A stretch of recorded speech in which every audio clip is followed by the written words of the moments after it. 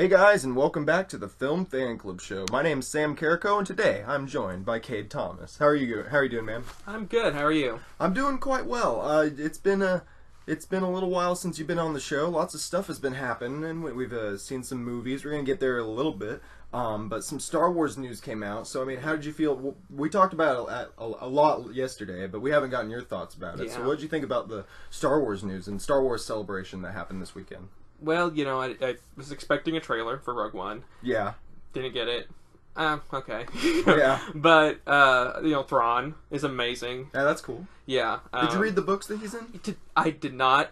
Okay. I've actually never read a Star Wars book. Well, yeah, I'm not a big fan. I mean, it's a lot to get me to read a novel to begin with. But the Star Wars books, I heard there's some good ones, but there's a lot of ones that are kind of, average at best. The crazy thing is, like, I owned like the Thrawn trilogy, like as a kid, like the books, and I never read them, but I had them, so that was kind of my extent of how I knew Thrawn. There you go. And you know, and I read always on like Wikipedia, even as a child, like the story and everything. Didn't read it. I'm sure that it was probably much better wrote by Timothy Zahn than whoever wrote the Wikipedia article. But speaking of which, though, I mean, Timothy Zahn's on board with he's writing a new book, and I guess you must imagine that he's going to have input on how the character will be portrayed in Rebels. So you imagine they're going to do it right, and then those of us that don't read will still get a little taste of him in Rebels. That surely will be pretty cool, right? Yeah, and I just hope like they don't like kill him, like that's something. Yeah. Because I don't know, that's what I fear, and because like he's the main villain in the sequel trilogy of books. In the books, yeah, and that's not in canon anymore. So I don't know if he still within this canon lives after the Empire falls. Yeah. I don't know. It'd be interesting if they send him away, kind of at the end of Rebels, and then you could still say he was gone during the events of the original trilogy. So and I still think like they could rework some of the story. I mean, obviously a lot of it can't happen if Force Awakens to happen, but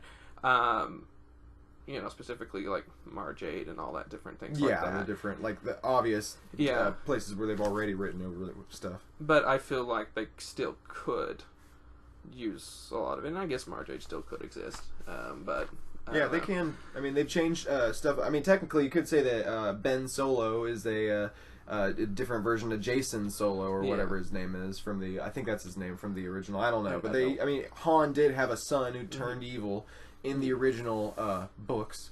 So expanded universe, now Legends. So that'll be interesting to see. So any other thoughts or anything else that jumped out at you from the Star Wars Celebration, like the Rogue One behind the scenes reel? That looked pretty cool to you? Yeah, I mean, it's like yeah. I mean, that's cool. I can't wait to see the trailer. Yeah, they're on a beach. That's interesting. Yeah, that's how I felt about the poster. It's like, yeah, it's cool. It's different from Star Wars normal posters, but they're on a beach. You see the Death Star. It doesn't look proportionally accurate. That's one thing that jumped out at me. But other than that, I don't know. That'll be pretty cool. So let's move on from that to the first official topic of today. And as we normally do on the Film Fan Club Show podcast, we talk about the box office. Let's talk about the weekend of July 15th through the 17th. Coming in at number 1, again for the second week in a row, is The Secret Life of Pets from Universal. It brought in an additional $50 million this weekend, bringing its total gross to over $200 million. Newcomer Ghostbusters, the much controversial Ghostbusters, came in at number 2 and made $46 million in its first weekend on a budget of $144 million.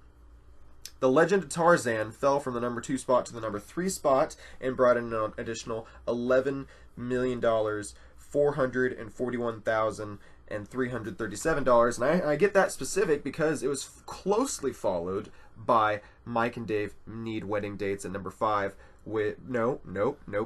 It was closely followed by Finding Dory, which had an $11 million, $281,000, and $179. So Legend of Tarzan and Finding Dory both had pretty close numbers this past weekend at number 3 and 4. And then, of course, like I said, hinted at earlier, Mike and Dave Need Wedding Date round out the top 5 at number 5 with $7 million this weekend.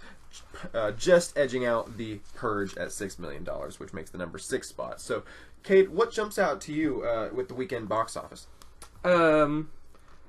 Ghostbusters didn't get number 1. It did not. Yeah, that's first weekend. Yeah. It did do. I mean, it's $46 million though. Should Sony Pictures, should they be happy right now for considering the controversy and the people online that are hating on the film before they even saw it? I mean, I think that they already made back a lot of their money from the merchandise. True. And all the stuff they have with that. True. Their budget for their movie, I don't know. Like, maybe they make it back. I don't know. From what they, because there's still $100 million to go. That's true. They will probably make a. I mean, that's not even including marketing. That's just the budget. And so, I mean, they also, you got to imagine there's also the take from the theaters that the theaters keep, and then also that comes out of their profits, and also adding to their costs is everything from marketing. So it'll be interesting to see how Sony tries to make this money back. Also, they've announced, I think they've talked about a sequel. So do you see them doing a sequel? Yeah, I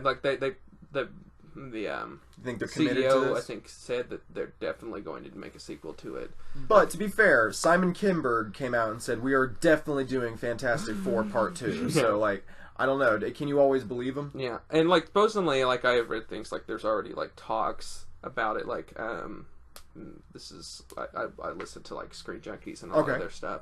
And someone, I forget her name. She was on there. She said she had insider information that they were actually moving forward with the sequel, and the central character was Chris Hemsworth.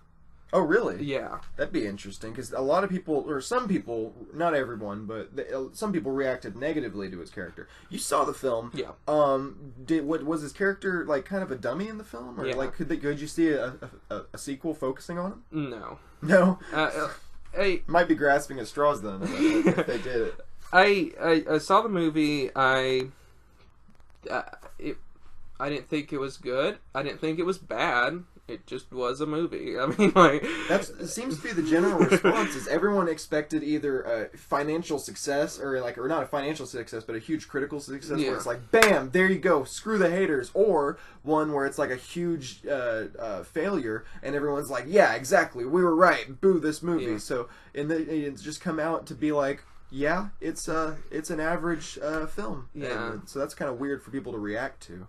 And, you know, like, there was a lot of hype around it. I think that that's similar to, like, Batman v Superman with, like, the hype. I mean, not obviously as much, but, like... Batman vs. Superman had some hate going into it as well, though, yeah. And, like... But I feel like they almost have a lot of the same issues. Or, you can easily compare the two in a lot of ways. Oh, yeah? And I feel like Batman v Superman got much, like... Because I personally liked the movie. And it got a lot of hate that I didn't necessarily agree with. And this one, like, I felt like it was uneven, like, tonally. The entire movie just kind of seemed to be, like, going up and down, and, like, it didn't really make sense. The opening of the movie, like, their opening scene is, like, implied like the original, to be, right? Yeah, it's implied to be, like, insanely dark. Oh, really? Yeah, like, it's implied, like, there's this guy who gets, like, basically, you think, like, swallowed up by, like, this pit and, like, with this ghost, and, like, he's dead. And, like, that's, like, how they start the movie off, and then it goes, you know, Ghostbusters appears, you know, and it would be fine, like, it's kind of funny, like, if it was, like, if they would admit, for jokes like that, yeah. And it's like they almost didn't even realize that was going so dark, and, like, they were doing, it was like, oh, okay. And, like, the issue with that is, following up, the guy survives. Oh, okay. And, like, in the audience, I heard an audible, what? Yeah. And, like, you know, I'm like, I'm with you, guy. Like, I really, like, I don't know. I feel like they could have done that in a different way, like where it didn't, like, show him, show him like he was going to die, like he was killed. And so, it was, like, a weird thing. A lot of times a film isn't exactly what you do, it's how you do it. Yeah. The execution and the structure of a story. If you don't show it right, if you throw the audience off in a way like that, it could rub them the wrong way, whereas just a better film could have And I was never a real big fan of the original Ghostbusters. Like, I'm not gonna lie, I was not, like, a huge fan of the original Ghostbusters. Can't say I am either. I like the, like, visuals and, like, the iconography of it, you know, with, like, the symbol, like the Ghostbuster symbol, and I like the Ecto-1 and Slimer and the guns. Like, I think that's cool, and it's cool to see, like, something that is so iconic like that, like, given birth and on screen, and I like that, and I like the actors in it. I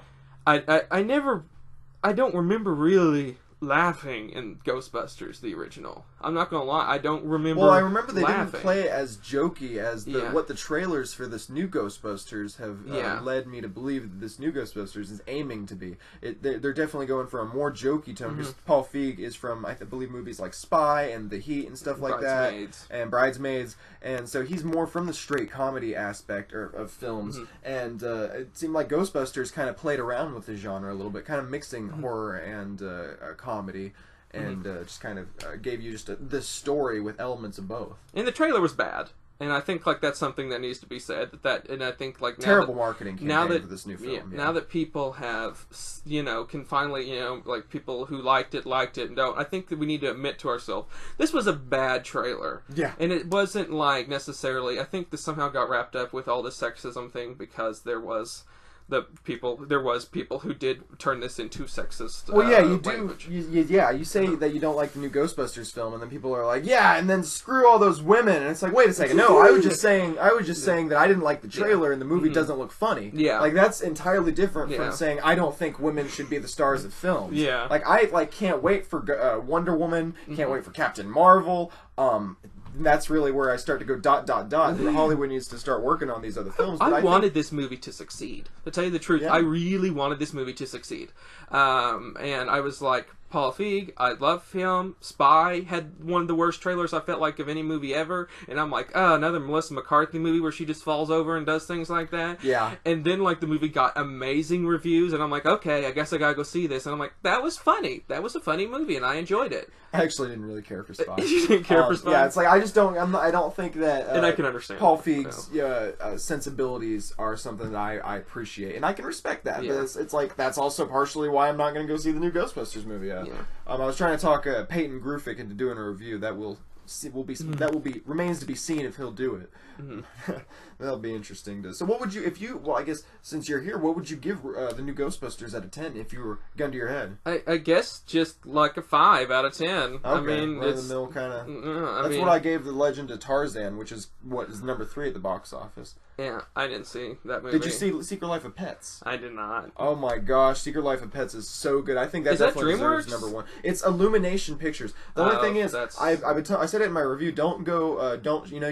You show up, and that's when the start time is really when the trailers start. Yeah. So you show up like 15-20 minutes late for that. But then there's also a 10-minute short with the Minions. So really show up like 30 minutes late to the thing. That's really why I don't want to see the movie. Is because of their trailer and how every time it ends with that Minion saying Illumination, and there's someone in the audience that laughs. I hate and Minions. I'm like, you're the worst person I've ever met.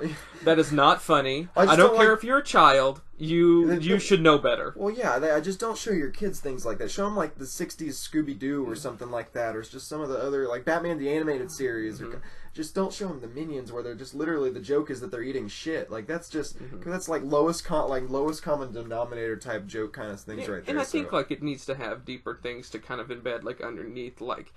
Because like I grew up with like the Batman Animated Series with things like Courage the Cowardly Dog, which I still think is an amazing show. It is good, yeah. It's on Netflix right now. And I've watched it. It's just, I think, one of those great shows that it still like holds up well, and it still works. And great show to show your kids now, and I love it right now. It's off now, but it's Gravity Falls. Just want to put that out there. I've never heard of Gravity Falls. Actually. You never heard of Gravity Falls? Is it good? Great show. What's it about? It's about these twins, these siblings who brother and sister, and they move to for the summer. They go off to their great uncle Stan's house to live in Oregon, in Gravity Falls, Oregon, and it's like this supernatural paranormal show.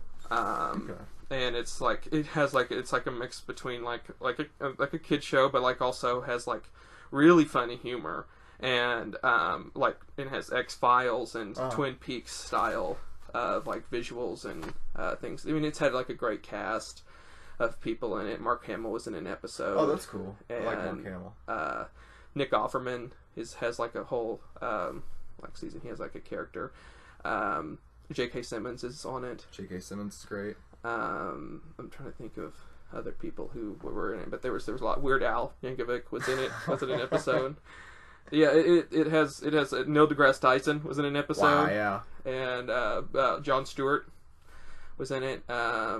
So yeah, it has a really good cast. So there's something there for the adults that are watching too. Yeah, and it's like really funny. Like there's some real funny things. It's one of I think the most perfect shows. X-Files is my favorite show of all time. Just want to point that out there.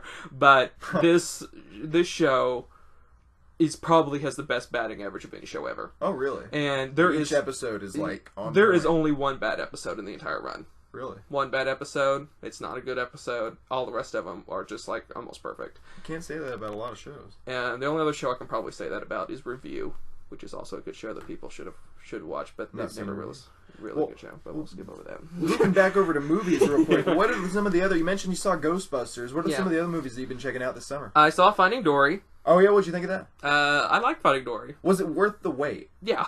You think so? Yeah. I that was my only thing. Is kind of I don't know why they didn't make this movie 10 years ago. Yeah. Is because it was just such a simple story that almost could have been made into a short. Mm-hmm. So it's like that was my only thing about it. But then again, just it still had that Pixar. It wasn't like the Good Dinosaur where I felt like it was whatever, but it didn't have that Pixar magic. This still, it's like they still got it. I didn't think this movie would be good. You didn't think it was going to be good at all? I was like... Wow. I was like... The trailers were bad, but then I didn't really put that by them. I don't know if Pixar really ever made good trailers. You just kind of go and see it. They could just put, just their trailer could just be the word Pixar and a date, and people would go see it. Yeah. And new Pixar movie this July. Yeah. Boom, sold. And it's like, okay, well, you got my ticket. And...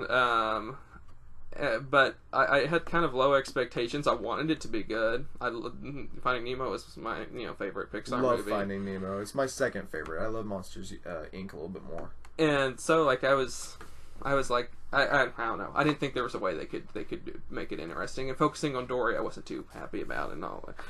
The other movie I saw was actually Mike and Dave Need Wedding Dates. And how was that? I kind of liked the movie. It wasn't, good film. It wasn't like, yeah. It honestly made me laugh more than Ghostbusters. Oh, okay. And Ghostbusters, just to wrap up that about the humor in it. The humor was not.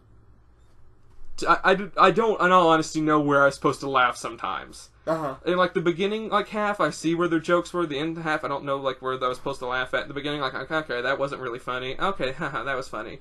It did have one of the funniest jokes I've seen in a long time in it. Which one, Ghostbusters? Yeah. Okay. And it had a really funny joke in it. I'm like, okay, if the rest of the movie is like this, then I'm on board. But it wasn't. So was it towards the beginning? It was towards the beginning. It was in the scene where that guy returns.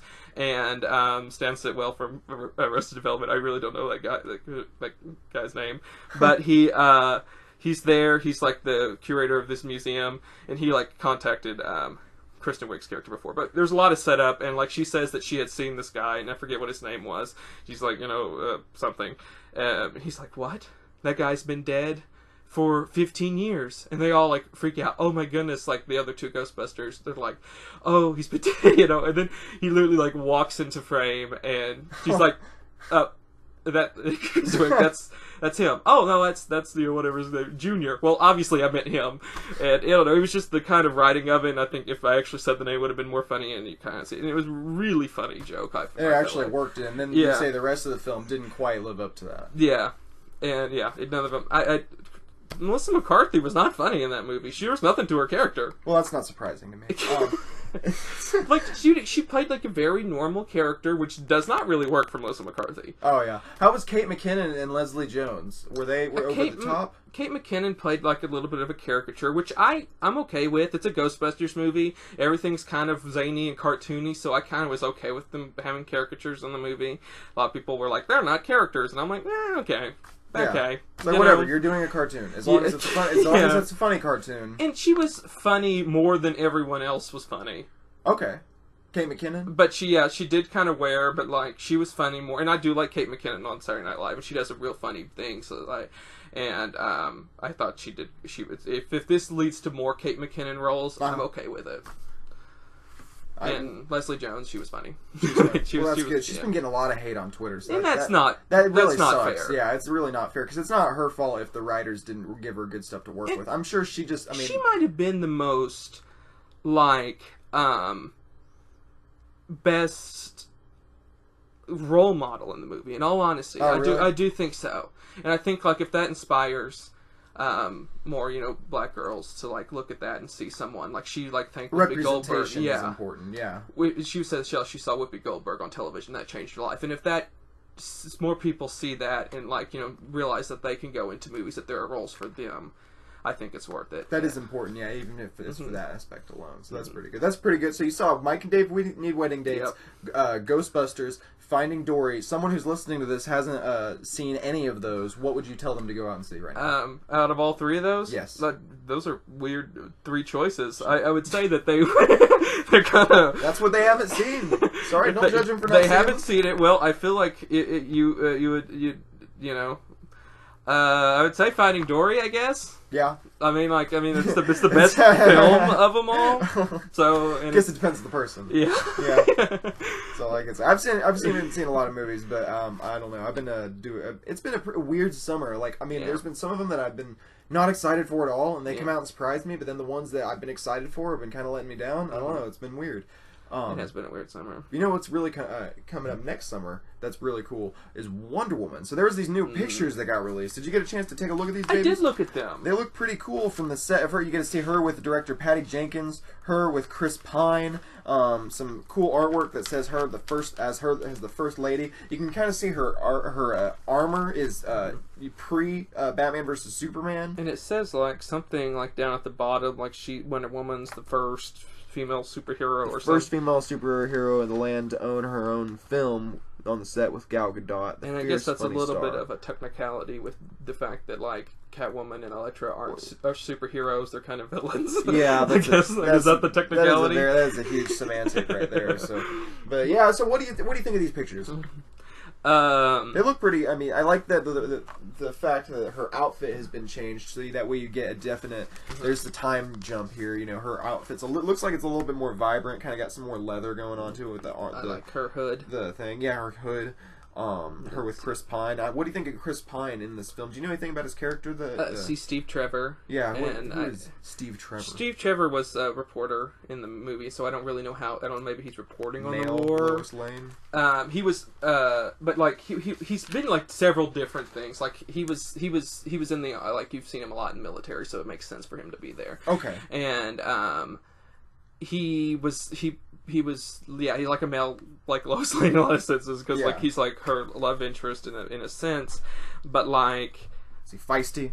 I don't really know if there's really too much to Steve Trevor's character, which is fine, and I think that that's a nice blank slate for them to write on. Yeah, and I think that in all honesty is a good like pairing with Wonder Woman because I think it kind of is interesting because it kind of reverses gender roles in a lot of ways. Oh, I was gonna say the more mean thing is that because Wonder Woman was also really bland and Batman vs Superman. She's a blank slate. No, because I mean Gal Gadot. I don't know if it was the writers. They didn't give her the best stuff to like say or. I think that they were trying to create some mystery with her. Just every time she said some lines, she said them like this. But what if they don't want to be found? How do you know that I'm a real person and not a robot? I mean, it's like, so it was a little bit weird when she did that. Boys don't share. Yeah, exactly. Yeah. So I don't know. It's kind of wondering how if they're gonna keep that going on, or maybe they'll just do it like the Halle Berry as Storm accent. Whenever she had it in the first movie, and they're like, shit, don't do that anymore. But she actually does have that accent. Who in real life? Yeah. I don't know. Well, I don't know. It sounded a little bit stale. Is all I'm saying. So I'm a little bit worried that they're going to continue with that. I hope that they she owns the role a little bit more. I guess is what I'm saying. So. And I think like Chris Pine, I think it's an excellent choice to play like second fiddle to Wonder Woman because I think it's cool to have like this leading man like. I like what you were saying about that. Yeah, and like withdrawing a little bit and like being that character, and I think it's it's humbling, and I think it's something that really shows like it's showing off this amazing character that should have already had their film. Yeah, for real, she should have been adapted. Like I mean, right around the same time that Superman and Batman were back in between the 70s and 80s. Well, like also.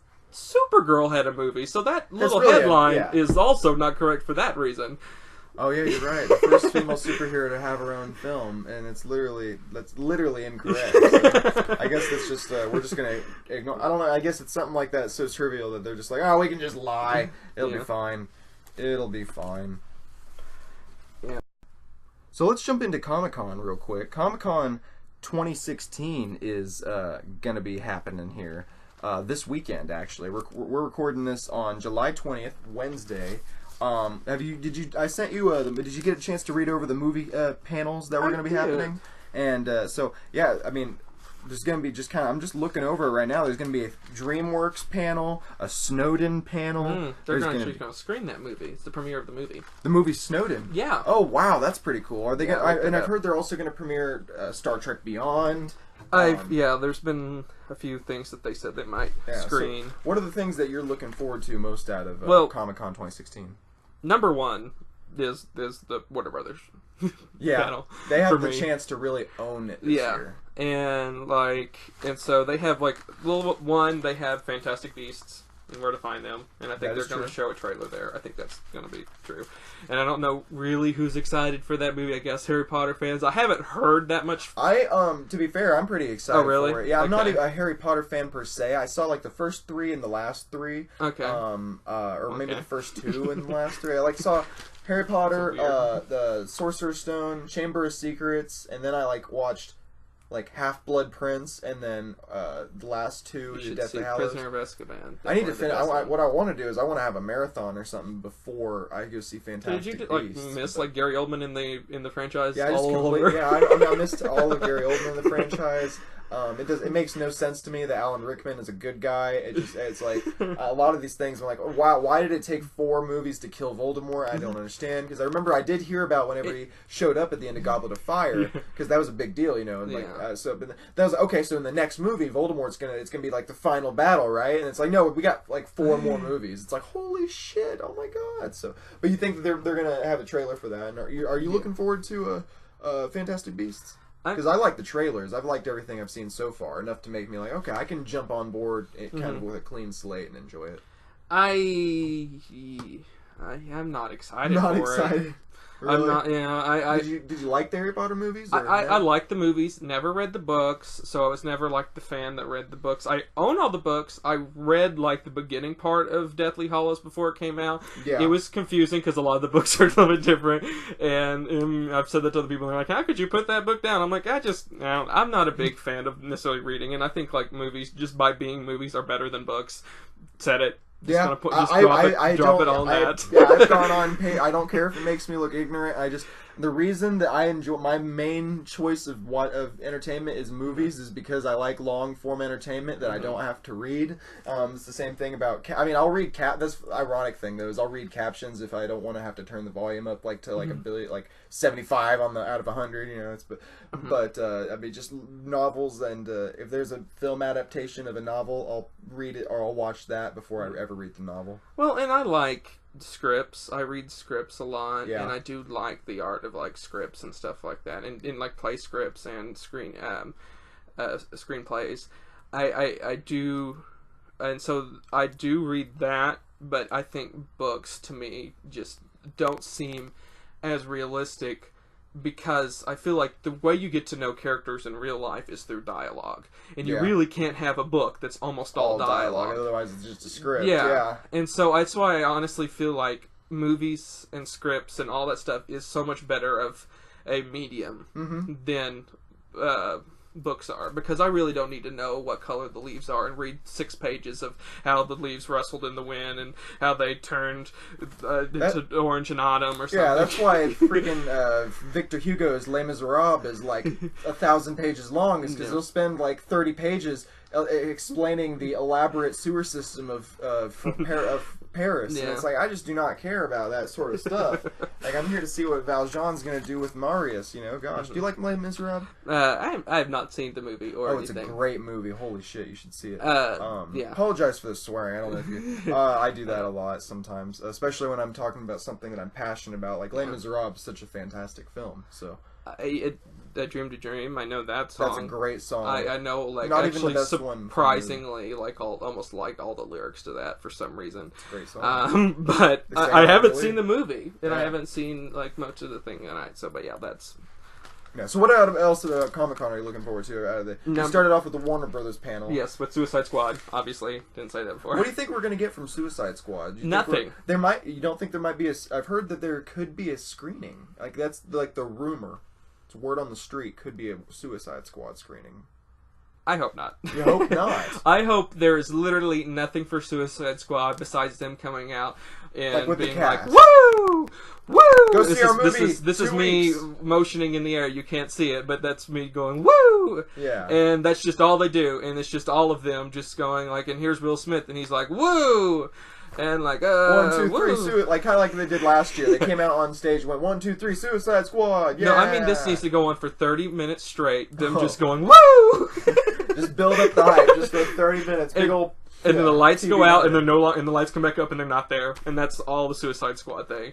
And they'll be like, "That was weird, but okay, I'm seeing this movie." And you know what would be cool though, is if they did. Oh man, I thought about this just now. Is if they had the Suicide Squad cast come out, and then they had the lights. When you said lights flicker, I was like, what if Ben Affleck as Batman came out? And then punches them all in the face. No, then introduced the cast of Justice League with the cast of Suicide Squad. They're all there. So they kind of like play along and like, oh shit, we're scared because it's the Justice League, and that'd be kind of cool. Well, I think what would be really interesting, in all honesty, is if they all came out in costume. That would be That would be amazing. That would blow the roof up. They would own Comic-Con, I think, just because of that. Like, I feel like if they all came out in costume, and like even if they done a panel in costume, like not even like a lot, but maybe not. Maybe get just some questions. Maybe maybe have it all like kind of worked out. I don't know, or they just come out in costume and do something. I don't know. I think that having them in costume would benefit greatly. Oh yeah, because I mean, just having Loki in costume a couple years back for the Marvel panel, that was like, bam, that was awesome. The highlight of Comic-Con that year. If you had the entire cast of Justice League out there, you don't have to really Suicide Squad and Justice League. That'd be cool, but like even if it was just because that would be the first time that we saw the Justice League all together, because we've seen the Suicide Squad together, and that's cool. But like, well, like the issue with Justice League is being, and a little bit with Suicide Squad, is that Cyborg he doesn't have actual costume. Oh yeah, CG. You're right. That's a good point. I didn't think about that. And then like Killer Croc, even though a lot of it's prosthetic, that's been enhanced quite a bit by CGI. That's why like the first trailer looks a little bit different than the final trailers we've seen. Yeah. Well, I don't know. Yeah, you're right. They could. I mean, if I would forgive them if they just forgetting Cyborg altogether. Yeah, if they just let him come out and be himself, or like be civilian, because surely Victor Stone as some sort of civilian thing. Maybe like in like a football costume because he's a football player. But like I don't know, they could do something from something that he's gonna wear in the film. I don't know. They could be. But Justice League's so far away. Like that's why I don't know if they're gonna tease it or not. Yeah, you're right. But yeah, you're right. It could be all about Suicide Squad and Wonder Woman. Do you think they'll show us a Wonder Woman trailer? Or I think it might be a teaser. Yeah, I think there might be a small teaser. I guess another layer to that is, will they show it not only to the panel or the people in the audience, but will they show it to everybody, do you think? Well, I remember last Comic-Con they released like a trailer for Suicide Squad. And it leaked. So, well, like it leaked out. They put it on they just had it for the Comic-Con and it leaked, and there was these bad qualities of it. And that was the first quality I saw. And then they finally were like, okay, here's this. Whatever. They gave this long press release that it's like guilt tripping me before I watched this trailer for their movie. It's like, oh, I'm so sorry that I want to go see your movie and I can't wait to see some footage. Like, sue me. Oh. Well, that was, don't literally. That was the same thing happened with Avengers, and and Joss Whedon made like a joke like, oh, Hydra or something. He's like, damn it, Hydra. Yeah. And then then the Warner Brothers has a huge press release that like, you brought violating the law. They're the one who corporatized Comic-Con. I don't think that they get to say things like that because, probably what that was filmed on was an iPhone, and so yeah, exactly. I really am not going to feel too sorry for them one bit. That's a good point. Very good point. So. But yeah, so that's the Warner Brothers panel. What other panels are you looking forward to? I'll go through these quickly. Star Trek. That'll be cool, yeah. And it's supposed to be like Brian Fuller is supposed to be. I don't know if he's moderating it. They're going to talk the new one, the new movie and the show. I don't think they're going to talk about the new movie. To tell you the truth, they might. Well, they're going to screen the movie. That's where the world premiere is going to be at Comic-Con. So yeah, you're right. They could just do that, and that could be like it, because like it's like, what more do you want? You're getting the movie. And I think because right here it's like the 50th anniversary panel. Yeah. So that's why I put it as like my number 2 thing I'm looking forward to, because I'm a big fan of Star Trek. Its 50th anniversary, and I really think they're going to do some really interesting things with it. And Brian Fuller's supposed to be the person who's show running a new Star Trek series. Yeah. And so they're gonna, which hasn't begun filming yet. They have built the sets or something, or they're done, and so they might show maybe a set or something. And they just have to basically, all he has to do, which he's already wrote for Voyager and Deep Space Nine and a few other things. Then he's already a big fan of it. I think all they really have to do is be like, here, he has to show some knowledge of it, and I think they'll get enough fans on board for that. And number 3 for me was Snowden, because they're premiering it there.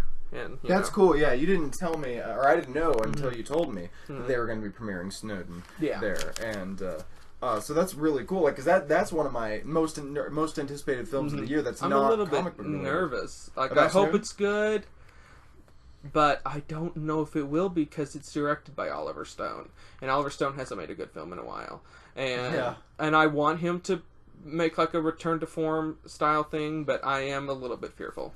Yeah, I tried getting through W the other day. Or not the other day, a few months W back. Was good. I forgot about W. It's okay. It's just, man, that movie's got like 15 different endings. Yeah. And I'm like, remember being, it's one of the few movies where I'm like, oh my god, movie, end. You know? But that'll be pretty cool. I'm looking forward to Snowden, of course, whenever it comes out. When does it come out? Like in August? I honestly don't know. I think it's August. I might be wrong on that, but yeah, like you were saying, Joseph Gordon-Levitt is a great actor. Yeah, I don't. And that's for one reason I think it's redeemable, is because I don't know when's the last time he's made a bad. I'll probably. I was about to say I don't know when's the last time he made a bad career move, and it was probably G.I. Joe. It's a Cobra or whatever. I always forget that he was in that. Well, he wears like a mask and everything. So crazy that he was in that. He was the villain in that movie. I saw the first and second G.I. Joe movie when they came out. I did not see the second one, because I've seen the first one. Yeah, the first one I saw, and then I liked it actually when it came out, and then I remember like looking back on it, I was like, yeah, that wasn't a very good movie, was it? Yeah. And then the climax was entirely built on the fact that like ice sinks. Yeah. That's how they resolved everything. Ice sinks. Do you think anyone was like, this doesn't make sense? Probably a lot. They're just like, smoke that weed. But no. So, yeah. What was your other thing from Aliens? 20th anniversary. It's being streamed on YouTube. The first panel from that's being streamed on YouTube. Are we going to get some news about? Are we going to get some news about Covenant and new Blomkamp's Alien 5? I don't know, because it's on Aliens, which was James Cameron's. Oh yeah. And so, in James Cameron's there and Sigourney Weaver, I'm sure Sigourney will be asked about Neil Blomkamp's sequel. I actually haven't seen Aliens 1 and 2 yet. Or I haven't seen any of the Aliens movies. I've seen Alien vs. Predator, that's about it. I have seen Alien. I actually have not seen Aliens, which is ridiculous that I'm excited about for the panel. I have not seen Aliens, and it's supposed to be really good, and I need to watch it. I own it on Blu-ray. If you really? If you want to take it. Okay, yeah. Well, I bet you'll probably watch it before I watch it, because I still have to watch the first one. Yeah. So I have to watch Aliens, and then, do you have a Blu-ray player? I do. Okay, good. And then, and then I also have Prometheus over there on DVD, so I'm going to do that little trilogy, so that way I could watch Alien 1, Alien 2. Just go ahead and skip Alien, 3. Yeah, skip Alien 3, 4, and Alien vs. Predator, and all that stuff. And David Fincher directed Alien 3. I know, and that's sad. I know, that's like one of his major breakout, I think, right? Well, one of them. It was first few. Yeah, he did 7 after that, and that was like, oh, he can make movies actually really good. And 7 just happened by chance the way it did. Mm-hmm. Because it had an excellent script, and he wasn't supposed to receive that script with that ending on it. Yeah, they had rewrote the ending where it was better, and he was like, "This is amazing." And then he showed Brad Pitt got a hold of that script, and he loved it, and so they argued with the studio, because Brad Pitt's like, "I'm Brad Pitt, and I'm going to do this movie that has this ending." And so they made it, and it wouldn't have been as great of a movie had that. I know, or I haven't seen it 7 either, but I know how it ends. So should I still check it out?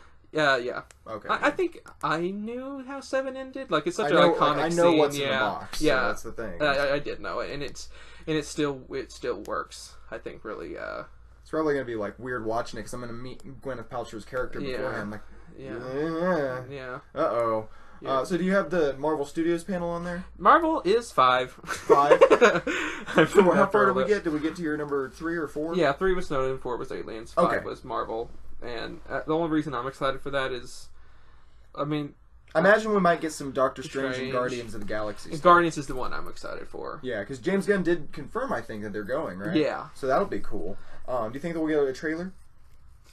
They just they wrapped like I don't know how long, and they're still like a while before it's done. Like it's going to be a post. I feel like a pretty a long while. Yeah, but it's Comic-Con, you know. It's got to be like they just were 2 weeks into filming the first Guardians of the Galaxy movie. Oh, really? They premiered a trailer for that at the very first at its first Comic-Con appearance. I did not know that. Yeah. So I mean, I don't know. I'm like, maybe this is just me because I didn't care about Guardians of the Galaxy until it came out. I love Guardians of the Galaxy, but yeah, you're right. I didn't care about it. It's like, oh goodness, I don't know if this is going to be good. Is this going to? I mean, like, how are they going to get people to watch it? And like, because I'm not seeing it, and then it's like. And then, like, everyone loved it, and it's like, well, dang it, I guess I should, yeah. Well, I think I saw it, like, maybe, like, the first weekend, because I wanted to see, like, I like the hooked on the feeling, and I'm like, I hope they still kind of keep that quirky vibe to it. Trailers were great, yeah. And so I saw it, and I liked it. I think it's the best Marvel movie. I think so, too. It's in my top 5. I like the first Iron Man and Guardians of the Galaxy, Winter Soldier, Captain America, Civil War, and none of the others. A couple of the others. I love. Should I be the first Avengers? First Avengers is okay. It's very paint by the numbers, if you ask me. I agree. It's like like the movie. It started the trend of what's the villain? Oh no, it's aliens. It's like, you know, I feel like kind of Apocalypse did that. It's not really an alien, but it's like, oh no, it's this magic. It's this giant force, and there's like, oh no, you're like okay, Loki gets all this credit. And I really don't understand why he does. Because his villain plan made, I think, even less sense than Lex Luthor's in Batman v Superman. Yeah, but Marvel, I mean, the thing is... It's because he was charming? I think the tone, I mean, in defense, I guess, of the Avengers, the tone in Batman v Superman did not accommodate for Lex Luthor's character at all. It's like, yeah. Yeah, exactly. At least the tone in the Avengers accommodates for Loki's character, so he's not entirely out of place. So I kind of, I don't know, it's whatever. I didn't like either villain is not my ideal villain. But, so did you watch the Screen Junkies Honest Trailers, Batman vs Superman? Yeah. It's hilarious. And whenever they did, and starring Max Landis, I thought that was so funny as Jesse Eisenberg. That was hilarious. Jesse Eisenberg went on record saying that he based it on Max Landis. That's hilarious. And that's what he said. That was his character, that was who he based it upon. That's so funny. Because Max Landis had wrote American Ultra, which he was in. Yeah. And so, like, that's how he knew him. Wow. And so he said that was the next movie he did, and that's who he based it on. So that was, like, fresh in his mind. Yeah. He's like, wow, there's this really weird dude. Yeah. Oh, my gosh. And it's funny because, like, they have a connection to Max Landis and everything. Yeah, and Max Landis, I think, would have been a great... he could write a great film, I think. I read he made a YouTube video about his... pitch for a Batman or a Superman, Death of Superman kind of story, and it sounded amazing. So I mean, he's saying he's a very talented person. Like they had that on like Screen Junkies, like I think on the movie fights thing where he was pitching like something like that. And then I think he's a little bit overrated. He's kind of pompous. I think his outside personality makes it very hard for him to be likable. Well, American Ultra wasn't good. Like, I didn't see American Ultra, so I guess I am ignorant to that fact. But like, I'm just going based off of I love Chronicle, and then his YouTube videos, man. Okay, good point. I feel like he wrote something else that wasn't too good, but like he's only and I'm gonna say it, and this is gonna say he's only in the business because of his father. Dad, yeah, I know you think that. John Lannis, yeah, that's what my buddy Tony has alluded to as well at work. Yeah, but yeah, so because his father's a great director, and okay. Whatever. You think he's overrated? Okay. Do you not like? So you're saying you don't like Chronicle? I'm saying that. A lot of people, Chronicle wasn't. It's a found footage superhero movie. Let's just put that out there. It's not the most original idea. Let's take the most overused two genres in the world and combine them together. And then try to make something original out of it. So that's kind of my issue with Chronicle. Fair enough. So what else do you have for the Comic-Con thing? What else are you looking forward to from Comic-Con? I literally only have two other things. And I'm not looking forward to them at all. That's why I didn't rank them. Oh, okay. Just kind of notes. Just note that Sharknado 4 is going to be there. That's so funny. Are they? They're surely not Hall H. I honestly don't know. They're promoting it, and all the cast is going to be there. So I guess isn't David Hasselhoff in it. Yeah, it's the Fourth Awakens. Yeah, it's so funny. Yeah. Those Sharknadoes movies, they just keep going. You think they're gonna die, but they don't. I don't know if like you can replicate something bad and like I don't know, like just I feel keep doing it. Yeah, like I think like it almost I don't know, like it's you can't do something intentionally bad and still have like a charm about it, and I don't know. And then Sausage Party also. Sausage Party. I didn't know that was going to be there. It might have a screening. Seth Rogen did hint at it on Twitter. I'll probably see the movie, but not for a while. I'm not going to be like their opening. I might eventually see it. It depends on like I think how it does. It does. It's one of those things. It's not my type of humor per se, but if it's fantastic at the box or fantastic with the critics and the box office does well, I might check it out. I'm not a big fan of Seth Rogen. I like Freaks and Geeks. I love Freaks and Geeks. Paul Feig wrote a lot in that and directed some. Maybe I like more of the Paul Feig than I give him credit for. That's okay, because I love Freaks and Geeks. But like I didn't, but I haven't. Very different kind of style of comedy. That and Spy. Neighbors. I was really the only two. Neighbors and Neighbors 2 are the only real two Seth Rogen movies I actually really liked. I have not seen This Is the End. I like Pineapple Express. That's a good movie, but it's a dumb comedy. Yeah. Kind of thing. So, I don't know. Maybe... I want the interview to be good. It wasn't. I liked The Interview. It was... A lot of people didn't like it. I recognize that I'm in the minority with that, so... But that's okay. There's no way it could have lived up to the hype, obviously. Well, yeah, it had so much hype around it that it was just like... But they could have really said something interesting. And like, they could have made a statement with it like they did with Neighbors that went over a lot of people's heads. Yeah. But still, like, was an enjoyable Seth Rogen movie. And they could have made a real interesting statement about... North Korea, and they were almost there. They could have almost made it, but they didn't. Got a little bit further, and they would have, and they just didn't. Yeah, I can see what you're saying there. Yeah.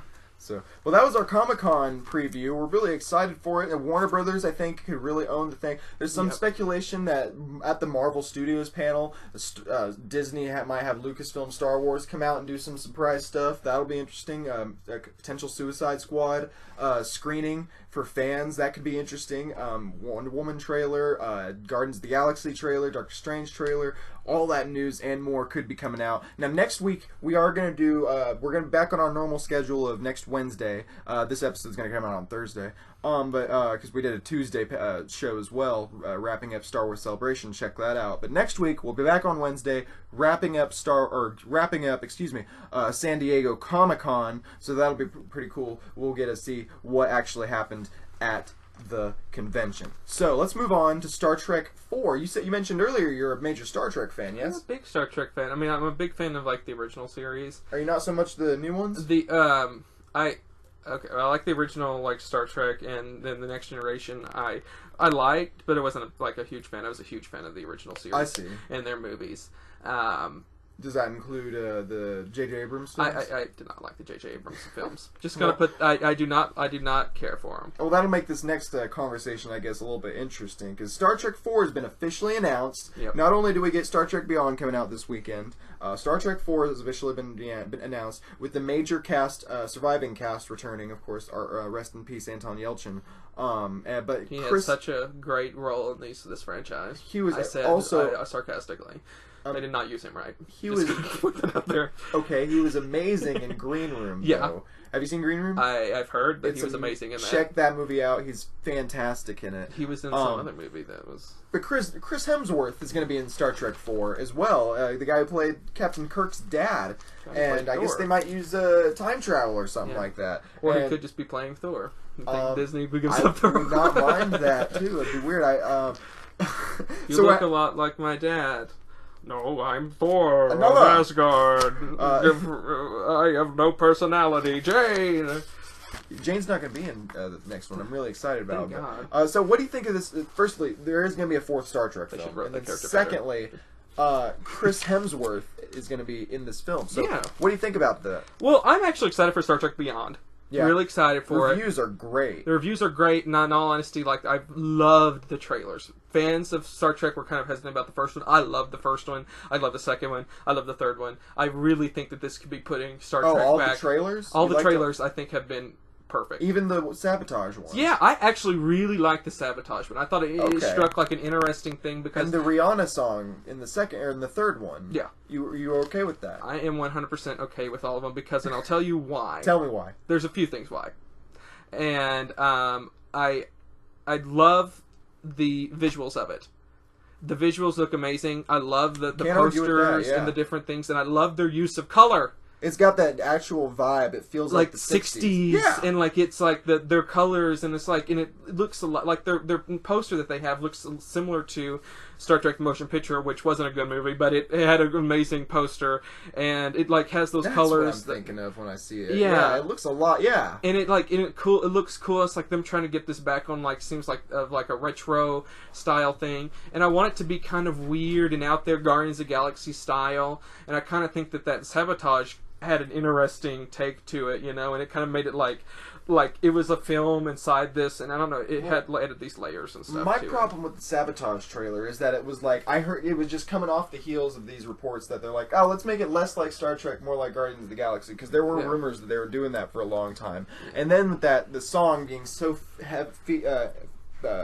prominently featured, it was like, here's your Guardians of the Galaxy ripoff, and it's like, okay, I want a Star Trek movie though, not a Guardians of the Galaxy ripoff. But I think that they can mix, exactly, really well. Yeah, like the second trailer, I felt like, and then all the other marketing that I've been seeing so far, it seems like, they've been working towards mixing the two tones together and working them together really well.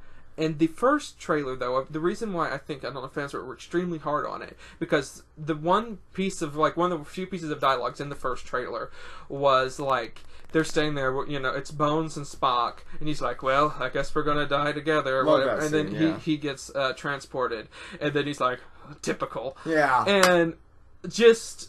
that was Star Trek, something that we haven't seen from Bones in the previous two movies. And I heard that they really get a chance to shine in this movie. Whether I hope so. How did you feel about the George Takei Sulu gay thing?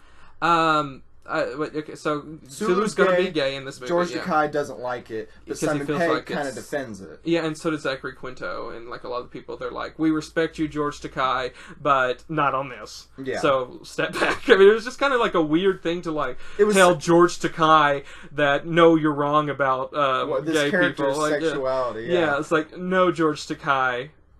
I'm straight, and I'm going to tell you that I know what's best for gay people, and it just kind of was a little bit weird. I found it to be a little bit weird that George Takei said that, to tell you the truth. I did think so too. I was like, oh wow, that's interesting, and because I honestly thought, because Sulu did have a wife and a child within the movie universe. I heard that he did have a child, but he never was shown to have a wife. It was implied. It was implied. But you never saw or refer to him. I'll give you that, yeah. So maybe you could have it where he does that in this movie, have a husband and a daughter. Yeah. So it still fits with the canon, and you can always, I don't know, it's just one of those things they just never. Well, their canon has been thrown out the window anyways with this with the rebooted universe. It's in an alternative timeline. True. But I really don't know if it's done right, it'll be good. If it's not, then it's like I really. My issue with this sort of with this franchise and going off an alternative timeline seems a little bit like some things could not have been changed. Like some things really like Khan's ethnicity and some things seems to be a little bit outside of the range of how they could have fixed it. And I don't know if things changed in a way where Sulu could have turned out to be gay. I feel like it's making a weird argument. And I don't know. I don't think that's necessarily true. And so I think that's a weird argument, to make too. But I was wondering if that's what they're. I don't know. Is that the argument that they're making? That if and so I don't know. We'll see. And if it's not the case, if they're going to make the argument that it was because even Sulu, the original one, that he didn't, like you said, didn't show his wife, but he had a daughter, that. If they're even retconning that in a sense, which I think would be incorrect. I think in the new movie he does have a daughter. So he does have a daughter? Yeah, I think there's a scene that has him with his husband and daughter. So it's it's still... Is that before the whole action stuff? Before they this is supposedly at the beginning of the film, whenever they're like, oh, you can't wait to go back out there, that kind of set when they're setting that up still. So I don't know. So I'm excited for Beyond. I think it has an interesting thing. I honestly like Jason Lin as a director. I love the Fast and Furious movies. I think that was an excellent director. And I'm so surprised how he was able to really capture, for visually, the essence of the original series while putting it in this kind of blockbuster form. I'm like, wow, you did it. It's something that J.J. Abrams couldn't do because he fundamentally did not understand Star Trek. Well, and he said that several times. That's the thing, is like, I don't understand Star Trek either, and I like the first two movies. I think they're just average action space movies, so it's like, okay, maybe this next movie can be something really special that makes me... And we're kind of getting a little bit close to the end here, but kind of wrapping it up, the new movies that are coming out this weekend, including Star Trek Beyond, which has a 94% on Rotten Tomatoes right now. I'm going to wrap that very quickly about Star Trek 4. Chris Hemsworth being in the new Star Trek, I'm okay with if it's a good story. Because Star Trek is one of the most flexible franchises there is. Probably the most flexible franchise of all time. Well, they're not a stranger to time travel. No. Right? Yeah. Their two greatest films were Wrath of Khan, a very dark character piece. Amazing movie. And then their second best was Voyage Home, which was this zany travel back to 1980s quirky comedy. And like, it worked. Both of them worked for these characters. And you're like, how? How does that work for this franchise? And so I think that you can go all over the place with Star Trek. That's cool. And it works. And it sounds like they're getting closer to, if they're not doing the same story, which is what they first tried to do with Into Darkness, is let's just redo the same stories, but with a different tone. It's like, no, let's take the tone and tell new stories. And it's like that, because that's what I've heard Beyond is like, an episode of the TV show, but with a bigger budget and that same tone. And then that's what it sounds like they could be getting into with the fourth one. So the three movies that are out in the theaters this week: Star Trek Beyond, 94%, Lights Out with 95%. Lights Out is a horror film. And then Ice Age Collision Course with like 15%. What are the 17%, sorry, excuse me, for Ice Age Collision Course.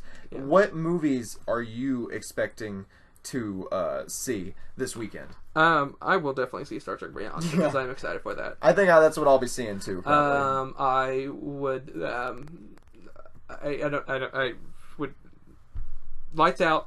I'm probably never gonna see. You don't think you'll ever see that one? No. I like good horror movies. I like if it's with horror movies, it all depends on the rating. If it's actually a good film and a lot of critics enjoy it, then I might enjoy it. Then I'll go see it. But if it's your run of the mill kind of Ouija, which the second Ouija movie, actually I saw the trailer, it looks okay. But if it's actually a good film, I'll see it. But yeah, a lot of times I'll skip them. Those are produced by Michael Bay, by the way, the Ouija movies. Well, screw him. No, but I'll probably see Lights Out after I see Star Trek Beyond. Lights Out is a PG-13 horror movie, which I think you cannot do. I'm just going to say it. 95% on Rotten Tomatoes. I personally do not like PG-13 horror movies. Going to put it out there. It's very hard to do, though. It's hard to do because this entire time I'm thinking, I know average moviegoers aren't thinking this, but I'm thinking there's a boundary that they can't cross. Yeah. And so, like, in your mind, you're always like, oh, where are they going to go with this? And what's going to happen? It's like, well, I know. And I'm like, I know they're not going to show movement of blood. Yeah. I know they're not going to. And it's like, there's just certain things that I'm like, they're not going to do. And it's just like, there's your cutoff. And it's like, and that's my issue with seeing PG-13 horror movies like The Boy and all that. I saw The Boy in theaters, which was why. It wasn't the worst movie I've ever seen. I was happy. Considering it was January, I was like, okay. I liked the ending, though, yeah. The ending was interesting. Like, I was like, they're not excited. I thought they were going in a totally different direction, and I'm like, oh, it's just going to be one of these run-of-the-mill things. And then it kind of went away. I'm like, oh, that's interesting. I'll buy it. I'll buy that ending. But I still didn't like it. So Ice Age, yes or no? No. No? Yeah, same here. I think so, yeah. It's for both of us. For you, actually, it's Star Trek and no to the other two. For me, I'm definitely seeing Star Trek, then Lights Out after that, and then never seeing Ice Age A Day in the Life ever again. So I'll tell you what's more interesting than Ice Age, the story behind Ice Age. It's an amazing thing about Scrat, the little... squirrel rat thing.